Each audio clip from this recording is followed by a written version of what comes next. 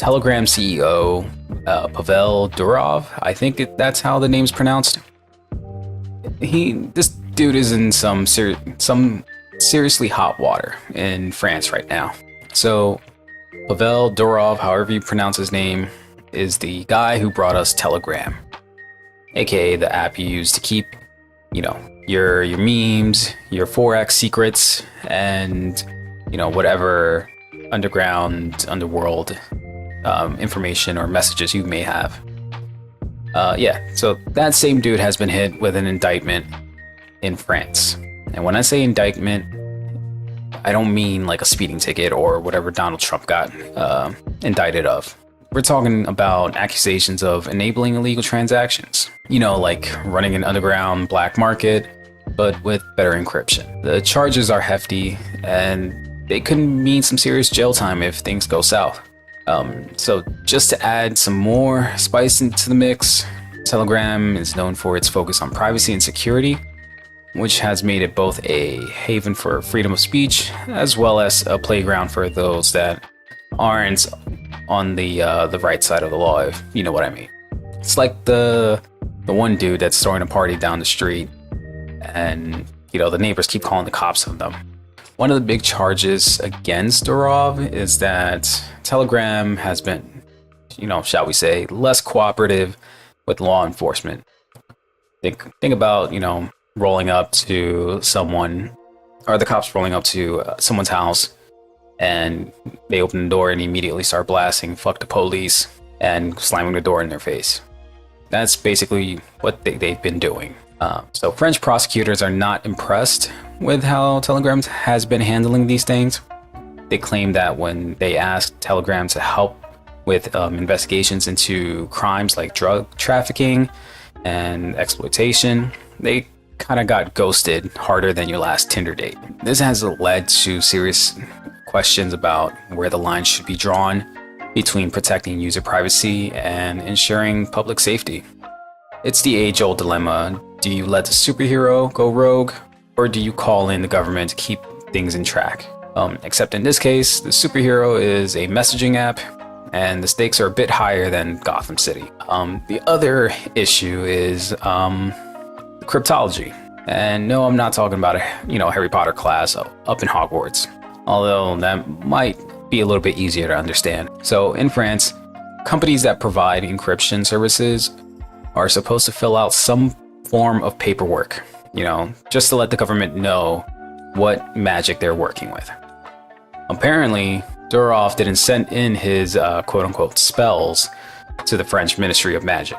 Cybersecurity agency. So now he's facing charges for that too.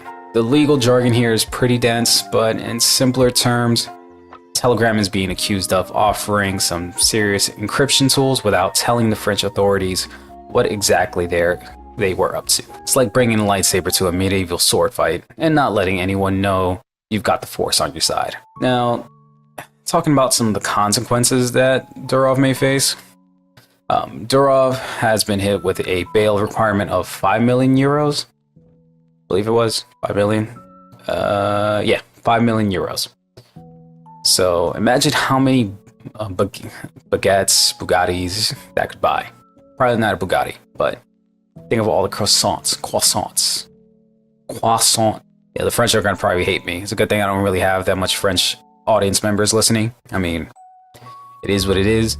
5 million euro bail. And he's also got to check in with the police twice a week, which sounds a lot like being grounded by the French government.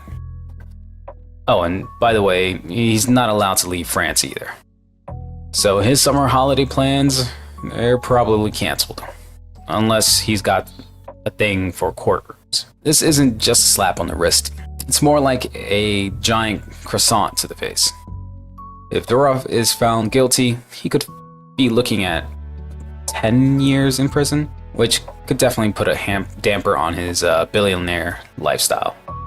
And I don't know about you, but I don't have much sympathy for billionaires. It's like that one J. Cole song. So what does Telegram have to say about all of this? In classic Durov style, they fired back saying that they followed the law and these charges are, and I quote, absurd.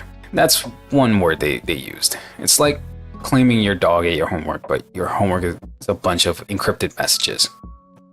They argued it's unfair to hold a platform responsible for how people misuse it. It's kind of like blaming the inventor of the hammer for every bad DIY project. Except, with more lawyers involved. But this defense raises an important question. Where do we draw the line between a tool and the way that it's used? Last thing I want to talk about in regards to this is that on one hand, this legal battle could lead to other governments keeping a closer eye on Telegram, which could change how the platform operates. On the other hand, this could actually boost Telegram's street cred among users who value privacy. Because nothing says we're serious about encryption like facing down an international court case, am I right? But seriously, the outcome of this case could have huge implications for how encrypted communication tools are regulated across the globe. Whether Telegram emerges as a privacy champion or ends up making some major concessions, the ripple effects could be felt far and wide.